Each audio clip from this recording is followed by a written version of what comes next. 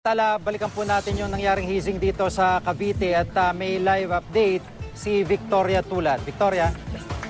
Jiggy, sa mga eksklusibong video na ating nakuha, kita nga na magang-maga at nangingitim ang mga binti ng tatlong lalaki na sumailalim raw sa initiation. Kanina umaga, Jiggy, sabi ng PNP dito sa Cavite ay Tau Gamma Phi Fraternity itong involved. Pero kaninang hapon ay binago nila ang kanilang statement at sinabi nila na hindi pa nila talaga tukoy kung anong klase ng fraternity ang involved dito sa hazing. Nangyari nga, Jiggy, ang hazing sa Barangay Cabedas, 13 Martires, Cavite. Ayon kay alias Vic, nakatanggap siya ng tip na may nangyayaring hazing sa lugar. Dalawang malalaking paddle ang nakuha mula sa mga pinaniniwalaang miyembro ng frat.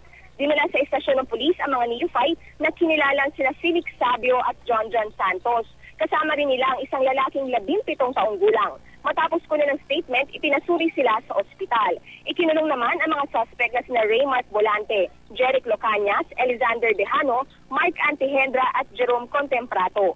Ang kanilang mga kaanak hindi napigilang maiyak na makita sila sa likod ng rehas.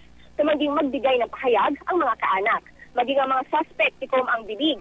Ang problema, Jiggy, umatras nga sa pagsasampa ng reklamo ang mga complainant. Sa kabila nito, dininig pa rin kanina sa Hall of Justice ang kaso. Pakiusap naman ng otoridad sa mga biktima ng hazing, huwag matakot magreklamo. Jiggy? Maraming salamat, Victoria Tulad.